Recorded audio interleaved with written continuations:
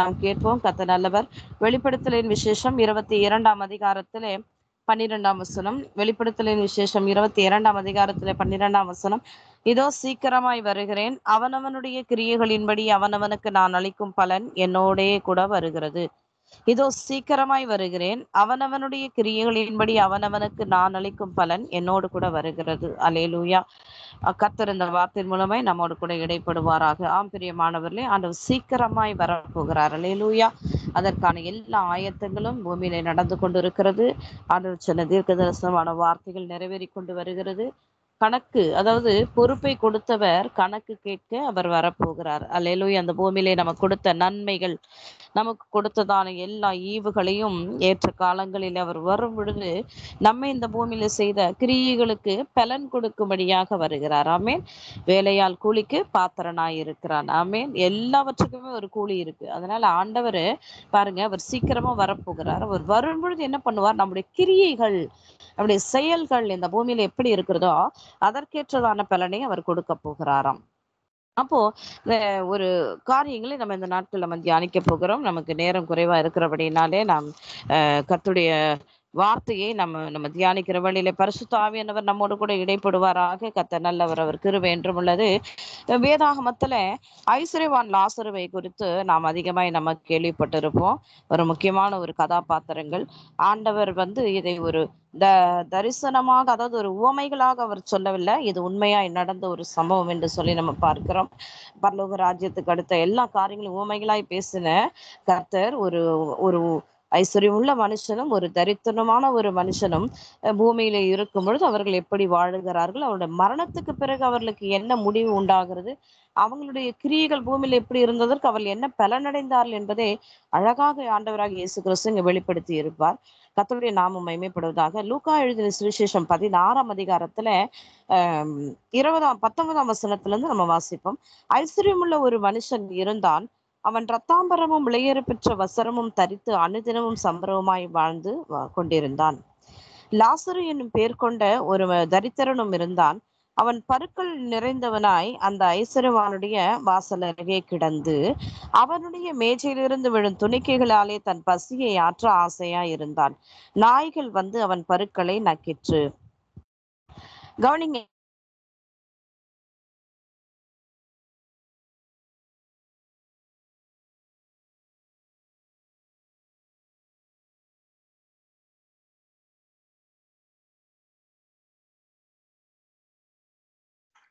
Sister உங்களோட mic நின்னுட்டு சொல்லல. ஏனென்றால் நம்மளுடைய பிரைஸ் லார்ட்மா.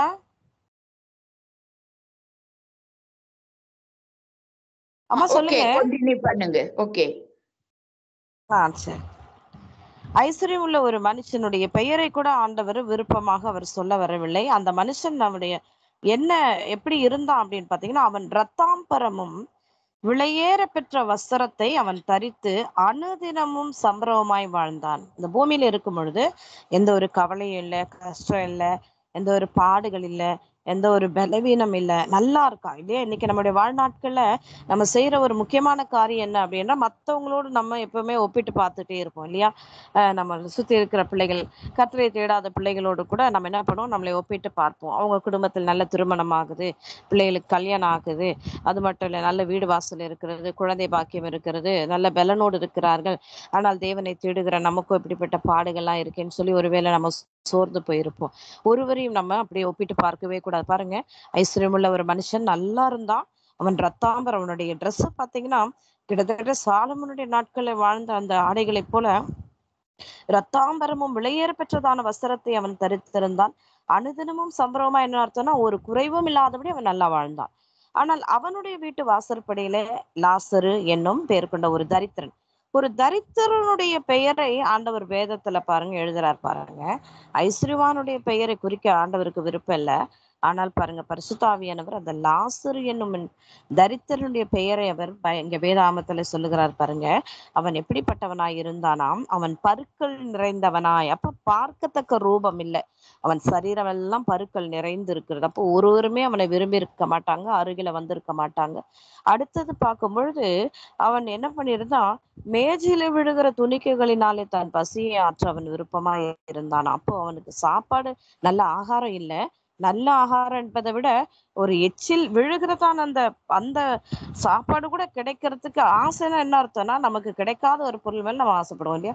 அப்ப சுத்தமா ஆகாரமே இல்லாத ஒரு மனுஷன், ஒரு வீடு வாசல் இல்லாத இந்த ஒரு தரித்திரன் நீங்க நிறைய பேர் சொல்லுவாங்க, நாங்க கூட வீட்டுல அநேக தரித்திரம் இருக்குன்னு சொல்லுவாங்க. ஆனா தரித்திரம்னா என்ன அப்படின்னு சொல்லி பார்த்தீங்கன்னா, ஆகாரம் கூட இல்லை அப்படின் போதுதான் அது தரித்திரத்துல வருது.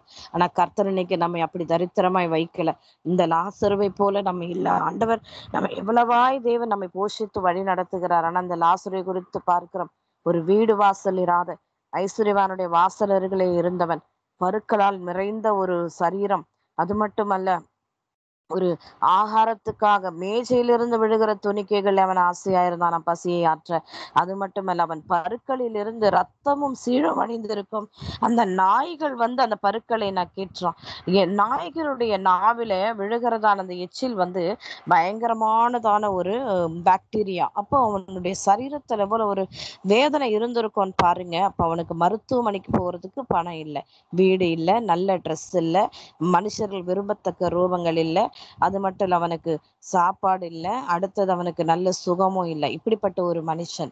இன்னைக்கு நம்ம நினைப்போம், ஆண்டவர் ஏன் என் குடும்பத்துல இந்த பாடுகளை எப்பொழுதுமே அதை ஒரு ஸ்டாண்டர்டாவே இருக்கே, மாறவே இல்லையே அப்படின்னு சொல்லுவோமானால், பிரியமானவர்களே, சில காரியங்களை தேவன் அனுமதித்து வைத்திருப்பாரான அந்த இடத்துல நம்ம மனரமியத்தோடு வருகிறது தான் அது நல்லதா இருக்கும். நம்ம அதை நினைச்சோம்னா ஆண்டவர்கிட்ட பின்வாங்குகிற ஒரு இருதயத்தை பிசாசானவன் கொண்டு வந்துருவான். அப்ப இங்க கவனிங்க, பின்பு அந்த தரித்திரன் என்ன பண்ணுகிறான், அவன் மரித்து தேவ தூதரால் ஆபிரகாமுடைய மடியிலே அவன் கொண்டு போய் விடப்பட்டானாம். 22ஆம் வசனம் சொல்லுது, இருவருக்குள்ளே மரணம் வருது.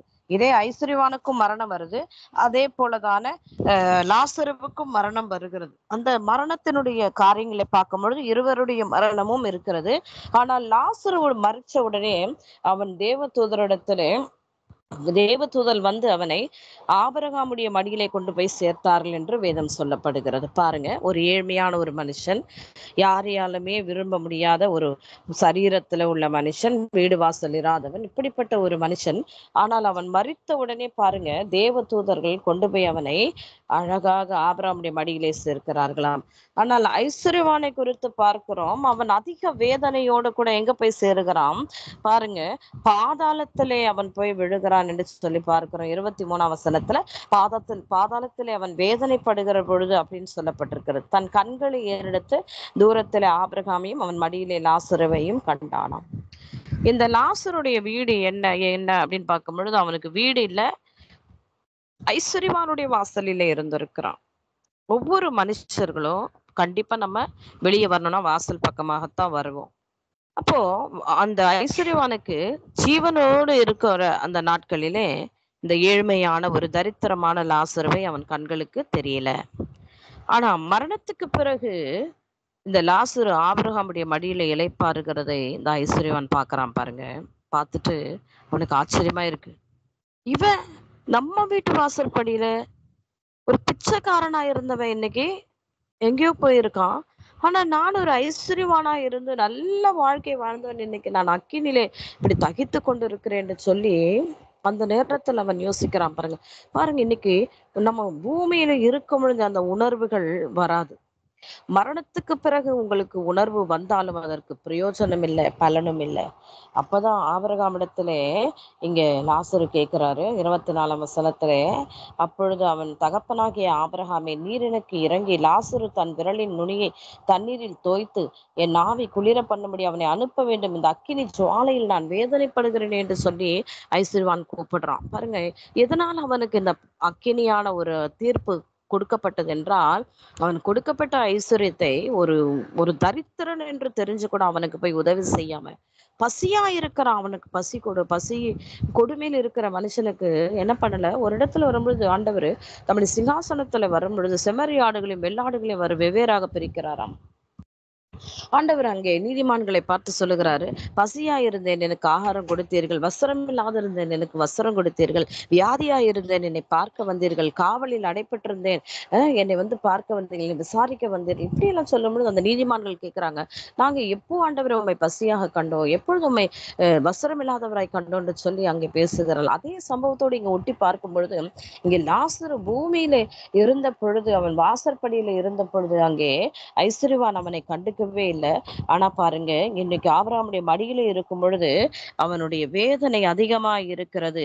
ஐயோ, என்னுடைய இந்த அக்கினியில வேதனைப்படுகிறேனே, எனக்கு தண்ணி நாக்கு வரலுதே என்று சொல்லி அவன் அதிகமாய் வேதனைப்படுகிறதை நம்ம பார்க்கிறோம். 25ஆம் வசனத்துல, அதற்கு ஆபிரகாம், மகனே, நீ பூமியிலே உயிரோடு இருக்கும் காலத்தில் உன் நன்மைகளை அனுபவித்தாய், லாசருவும் அப்படியே தீமைகளை அனுபவித்தான், அதை நினைத்துக்கொள், இப்பொழுது அவன் தேற்றப்படுகிறான், நீயோ வேதனைப்படுகிறான். அப்ப இங்க என்ன நடந்திருக்குன்னா, 2 பேருக்கும் ஆண்டவர் அங்கே ஒரு முடிவை உண்டு பண்ணியிருக்கிறார். அவனுடைய கிரியைகளுக்கு ஏற்ற பலனை அங்கே அவர் நியாயம் தீர்த்திருக்கிறார் என்று சொல்லி பார்க்கிறோம்.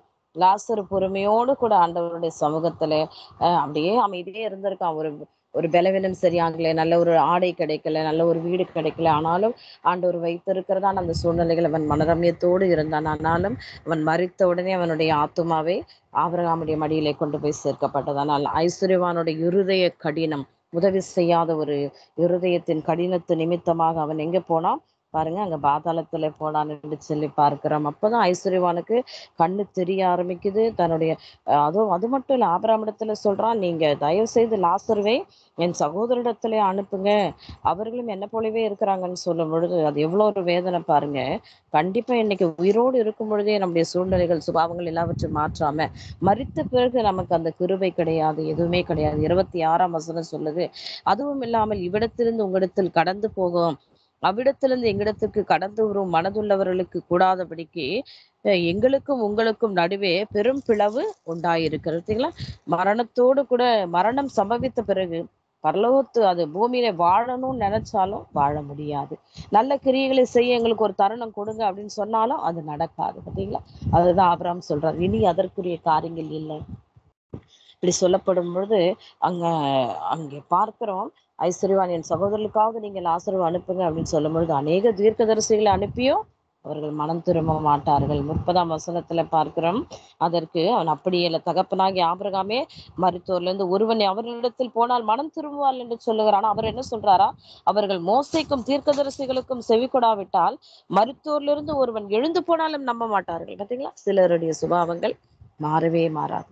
ஆண்டவர் சீக்கிரமாய் வரப்போகிறார். இந்த பூமியில இருக்கும் பொழுது நமக்கு என்று ஆண்டவர் கொடுத்திருக்கிற காரியங்களில் நம்ம உண்மையுள்ளவர்களாக இருக்க வேண்டும். அவரவருடைய கிரியைகளுக்கு ஏற்ற பலன். மரித்த பிறகு அவ்வளவுதான். அவருடைய ஐஸ்வர்யவான் இப்ப கதறான், எனக்கு தண்ணி தாகமாய் இருக்கு, எனக்கு நான் வரலுது. சம்பரமாய் வாழ்ந்தவனுக்கு ஒரு முடிவை நம்ம பார்க்கிறோம். ஆனால் பூமியிலே கஷ்டத்தோடு வேதனையோடு இருந்த லாசருடைய முடிவையும் நம்ம பார்க்கிறோம். பிரியமானவர்களே, இந்த வார்த்தை கேட்டுக்கொண்டு இருக்கிறதான அருமையான தேவனுடைய பிள்ளைகளே, ஆண்டவர் சீக்கிரமாய் வரப்போகிறார். அவனவனுடைய கிரியைகளுக்கு ஏற்ற பலன் என்னோடு கூட வருகிறது என்று சொன்னவர். அல்லேலூயா. நம்ம இந்த பூமியில எப்படி இருக்கிறோம் என்பதை நாம் நினைத்து பார்ப்போம். நாம் செபிக்கலாம். எங்களை மிகவும் அதிகமாய் நேசிக்கிற எங்க நல்ல தகப்பனே, நன்றி செலுத்துகிறோம் ஐயா. அவனவனுடைய கிரியைகளுக்கு ஏற்ற பலனை அளிக்கும்படிக்கு சீக்கிரமாய் வரப்போறீங்க தகப்பனே. இந்த பூமியில எங்களை சமாதானத்தோடு நடத்துங்க, ஞானத்தோடு நடத்துங்க, வார்த்தையின்படி ஜீவிக்கிறவர்களாய் கர்த்தரைகளை வழி நடத்துவீராக தகப்பன். நீ கேட்டு சத்தியத்தின்படி எந்தெந்த பிள்ளைகள் கேட்டுக்கொண்டிருந்தால் அவருடைய இருதயங்களோடு நீங்க பேசியிருக்கிறீங்க என்று நாங்கள் விசுவாசிக்கிறோம் ஆண்டவரே. ஐசுவானை போல் நாங்கள் இருதயத்தை கடினப்படுத்தி கொள்ளாதபடிக்கு தகப்பனே ஆண்டவரே, நாங்கள் மற்றவர்களை பார்க்கிறவர்களாய் என் தகப்பனே ஸ்தோத்திரம் விசாரிக்கிறவர்களாய் நீர் கொடுத்தவைகளுக்கு ஆண்டவரை கணக்கு ஒப்புவிக்க சரியான 5 தாளந்தை பெற்றவன் வேறு 5 தாளந்தை சம்பாதித்தான், 2 தாளந்தை பெற்றவன் வேறு 2 தாளந்தை சம்பாதித்தான், 1 தாளந்தை பெற்றவன் அந்த நிலத்திலே புதைத்து வைத்தான்.